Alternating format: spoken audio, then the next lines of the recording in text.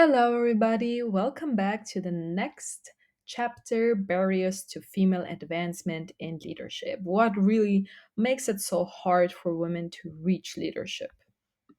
First, I would like to introduce to you the table of contents. We start, of course, with an introduction. Then we have, again, a little review of historical stereotypes and leadership traits. Then we have the second generation gender bias, work family conflicts, and sponsorship challenges, the glass ceiling pyramid, industry comparisons of gender disparities, and further challenges. So, of course, women, as you may know, through this course and through everything you've learned before, face a lot of barriers in female advancement. So, there is a progress in workforce representation, as we learned previously, but leadership opportunities, so the ones that we are really all after, still are reserved for male colleagues. We, of course, have an individual thought experiment task. So you have to imagine a world where women and men have the equal opportunities in leadership. What changes in organizational structures, societal terms, or leadership development will be necessary to create this environment? Feel free to do this individual thought experiment task, share your thoughts in the blog with other students, and come back to dive deeper into this topic.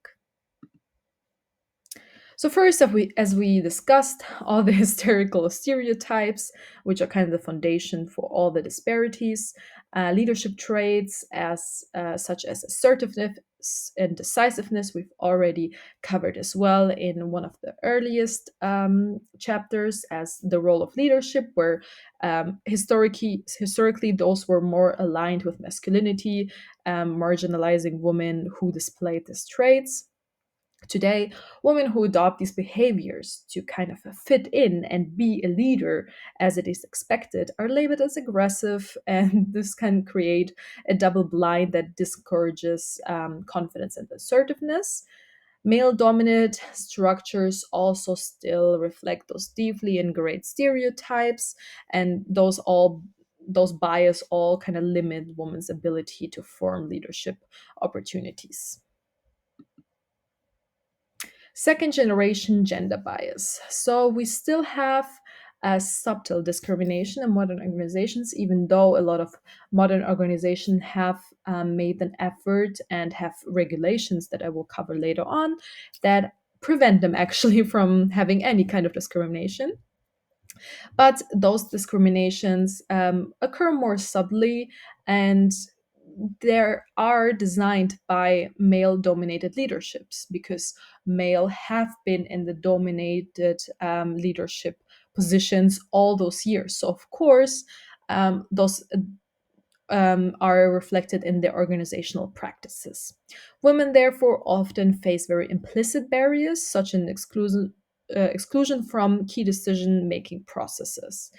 Assertive or confident women are often, therefore, penalized socially and professionally, leading to even less reduced opportunities. So, women are trying to kind of fit in and make it better and are left with, yeah, not getting there at all. So it kind of uh, pushes women to even work harder to prove their competence, while men are just guaranteed this kind of those kind of competence expectations. Something that mainly affects women or women much more than men are family, and sponsorship issues. So even today, even though a lot of organizations make an effort for kind of family work life balance, work conflicts with family conflicts disappropriately affect women, which because women are expected to bear the primary caregiving burden. Women often have to take career breaks or reduce working hours to manage family responsibilities, which kind of limits the career progression. Of course, a lot of male dominated organizations, they don't even let women they're about to be in the age of getting married and having children into leadership positions because they know she might get pregnant and then have to take career breaks. So the lack of sponsorship and advocacy, especially, kind of leaves women without the access to those critical career growth opportunities. All the Boys Club, you may read more about that in the attached text. Yeah, so a lot of sponsors kind of tend to favor men, which perpetuates the cycle of exclusion for women. So now we come to the glass ceiling pyramid and sticky floor phenomenon. You can see this kind of model and idea on the right. I adapted this.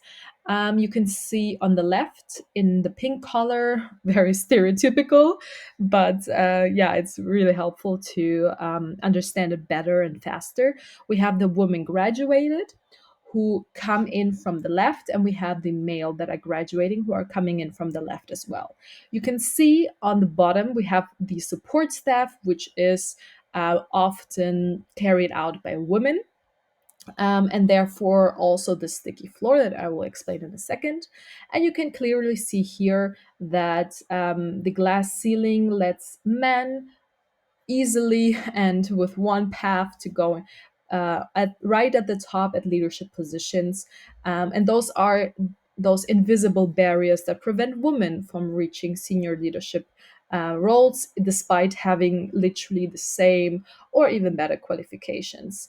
The sticky floor effect describes the tendency of women to remain in lower level roles, often rooted, of course, in biases that restrict access to promotion and skill building roles. So the glass ceiling and sticky floor effect kind of creates two effects that are perpetuating each other, restricting women's career progression. Now I have here the some a little industry comparison of gender disparities. I have two excerpts from different industries and from um, managers of women, women percent, and yeah, the basically the total women that are managers in those different industries, and really shows those disparities between different industries as well. So we have male dominated industries which are kept in the blue color, like engineering, aerospace, motor vehicle, and so on, which demonstrates significant gender disparities in leadership. Those industries have often cultures that are designed for men by men who prioritize traditionally masculine traits, excluding women from leadership opportunities. And then on the left, we have female dominated industries like nursing, who show higher representation in management of women, which is good, but often lack equivalent power or compensation. Of course, nursing care or offices or physicians, community care are just generally less compensated than aerospace or motor vehicle or such things. So, those industry norms really shape opportunities for women in a negative way and kind of reinforce structural inequality. So imagine you're a woman and you broke through all those barriers, you work through it, you were not confined to the sticky floor or had issues breaking through the glass ceiling. But then you have two different challenges that you have to face. Something that is may not be as heard of is the queen bee syndrome, which is a phenomenon where women in leadership positions that have very competitive or exclusionary attitudes toward other women. And those behaviors are really more in the midst of protecting their status and kind of being scared of losing what they worked for so hard. This creates, of course, additional barriers for other women later on. And then the leadership labyrinth that I was explaining in the previous chapter, just like the maze, it's the complex nonlinear path women have to navigate even if they reach leadership positions. It's kind of like a maze like journey that demands a lot of resilience and adaptability.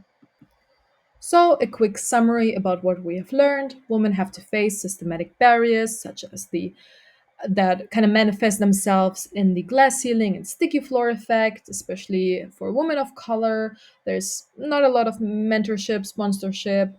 Um, Stuff like the queen bee syndrome or leadership labyrinth just perpetuate those issues even after breaking through the glass ceiling or those barriers. So it kind of is really difficult still for women to achieve um, leadership opportunities. Feel free to go through everything again. It was a lot of information. And then check your knowledge in the online test. I'll see you in the next chapter. Bye.